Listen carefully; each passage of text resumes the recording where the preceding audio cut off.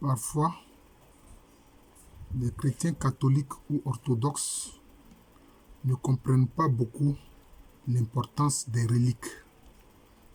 Parce que tous ceux qui sont des églises réformées ont abandonné le culte des reliques, le culte des saints. Donc, et quelquefois, certains catholiques se laissent convaincre par les arguments qu'avancent nos frères séparés des églises réformées. Il faut qu'on puisse expliquer le sens des reliques.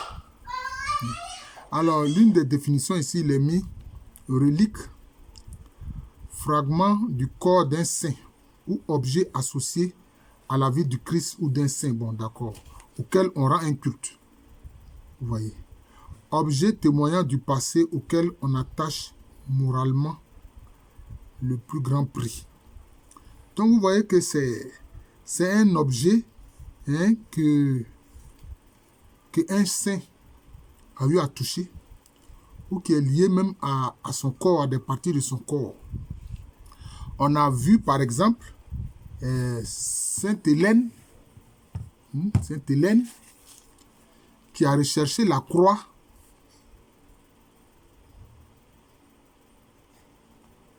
sur laquelle notre Seigneur Jésus-Christ a été crucifié.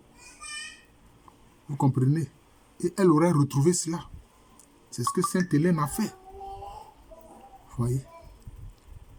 Alors, quelle est l'importance, n'est-ce pas, des reliques? Il faut qu'on sache ce à quoi ça revient. D'abord, une relique, on a dit, c'est un objet qui a appartenu à un saint, ou même qui concerne son corps. Ça peut être son crâne, ça peut être ses doigts, ça peut être sa langue, ça peut être ses ossements, etc. Ou ça peut être des objets qui lui appartenaient, qu'il a utilisés. Vous voyez? Mais ces objets-là, ça témoigne de quoi? Que ce soit les éléments de son corps physique, que ce soit des objets qui lui ont appartenu, qu'il a touchés. C'est quoi? Ça renvoie à un souvenir. Il y a le souvenir. Bon, ceux qui ne comprennent pas le sens même des reliques là, est-ce qu'ils n'ont pas des photos qui témoignent de souvenirs, d'événements qu'ils ont eu à vivre avec des personnes qu'ils aiment, avec leur papa, avec leur maman, etc., avec leurs frères, avec leurs amis? C'est comme une relique. Parce que c'est la photo d'un parent. Vous comprenez? Mais pourquoi les gens en sont venus aux reliques? Parce qu'il faut comprendre que en Afrique, concernant le culte des ancêtres, c'était aussi des reliques. Ah oui, j'ose le dire, c'était des reliques. Parce que les Africains aussi conservaient des objets qui ont appartenu à leurs ancêtres et auxquels ils rendaient culte. Vous voyez? Mais, vis-à-vis des Africains, on a vu les Portugais dire « Oh, ça c'est fétiche, ça dit les fétiches. » Non. Vous voyez?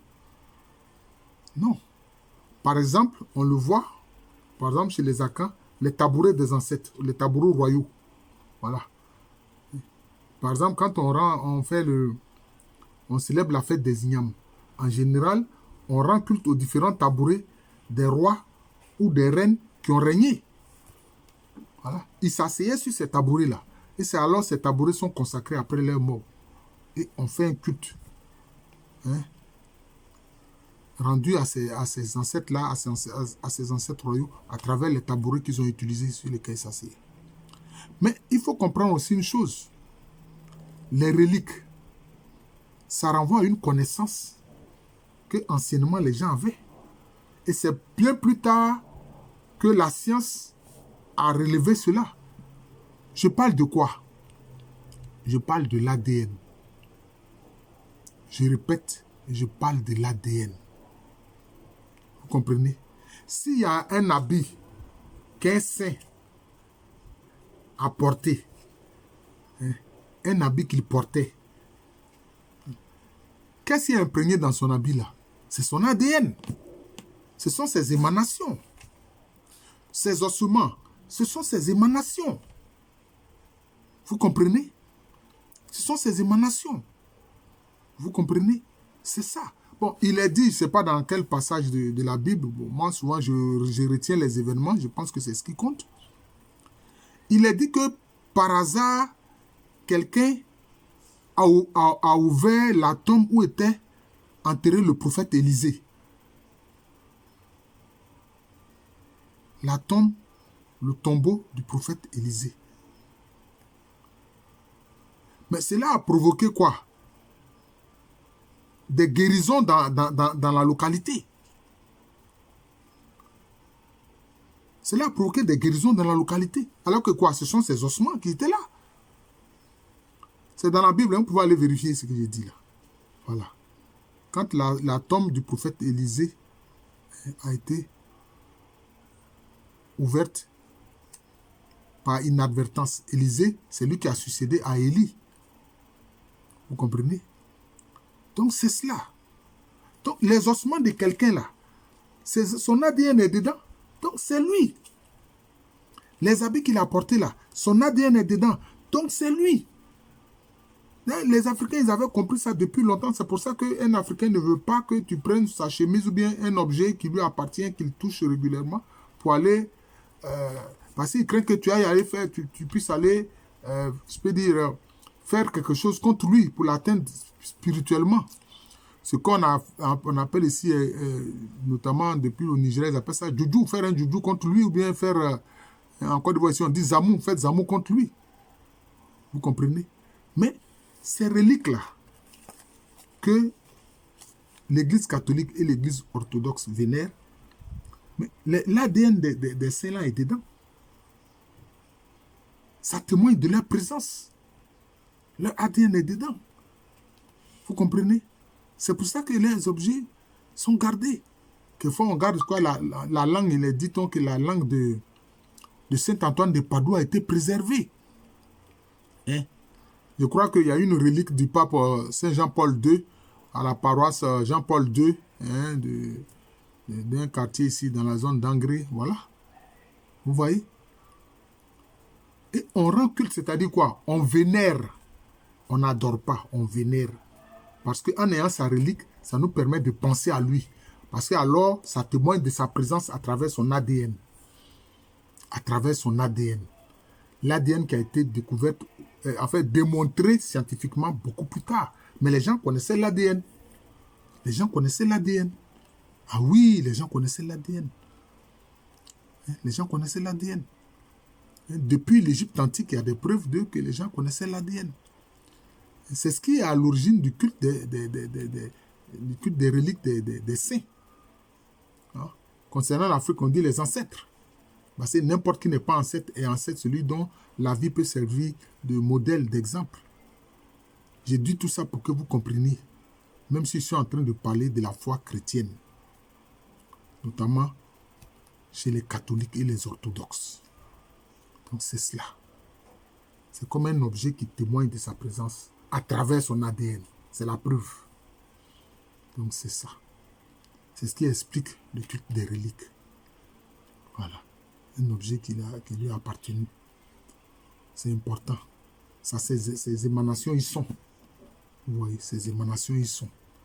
Voilà. Bon. Nos frères des églises réformées, bon, ils ont décidé de ne point faire tout cela.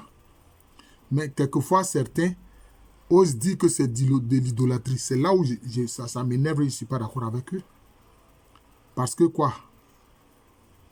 Latrie, ça vient de... C'est le terme théologique pour adorer. Mais vénérer, là, c'est douli. Ce n'est pas la même chose. Est-ce qu'eux-mêmes, ils ne vénèrent pas leurs parents? Quand ils voient leur pasteur, ah, mon pasteur, papa, papa. Ou bien quand ils voient la femme de leur pasteur, ah, presque ils se mettent à genoux, ah, maman, maman, maman. Mais c'est de la vénération. Est-ce que c'est de l'adoration? Donc il faut que les gens arrêtent. Et on ne va pas se faire des palabres, hein, par incompréhension. Par incompréhension. Hein? Celui dont la vie a servi de modèle, qui a été fidèle au Seigneur Jésus-Christ jusqu'au bout. Hein? Lui, quand on le vénère, toi tu t'en offusques. Mais c'est la femme de ton pasteur ou bien ton pasteur là. Là, tu le vénères, là tu trouves que c'est normal. Alors qu'il est encore sur terre en train de commettre des péchés. Voilà. Voilà le problème. Voilà. Donc, j'explique ici le culte des reliques. Hein, et c'est ça. Voilà. Donc, quand quelqu'un, on est sûr qu'il est un saint, c'est-à-dire que vraiment, hein, il a été digne du salut que le Seigneur Jésus-Christ lui a donné, il a été digne de l'amour du Père, qu'il a vécu conformément à ce que veut le Seigneur Jésus-Christ. On le vénère pour que sa vie serve de modèle pour nous. Voilà. Et on va voir que les différents saints, hein, derrière leur vie, il y a différentes spiritualités. Il y a différentes spiritualités. Hein, il y a certains qui étaient, hein, vraiment, ils ont mis l'accent sur la charité, hein, comme Mère Teresa, etc. etc. Il y a certains qui étaient des thaumaturges, c'est-à-dire qui guérissaient les malades, qui faisaient des grands miracles, etc. Donc c'est ça. Il faut comprendre ces choses-là. Voilà. Et ne pas faire des palabres, hein, sans tête ni queue, sans raison, entre nous, parce que nous appartenons à des dénominations différentes. Vous pensez que quand on va quitter cette terre, on sera auprès du Christ là? On va parler des catholiques, on va parler d'orthodoxes, on va parler des presbytériens, on va parler des choses de Wesleyan ou bien de méthodistes, etc. Là-bas, il n'y a pas ça. Là-bas, il y a le Seigneur, point barre. Voilà.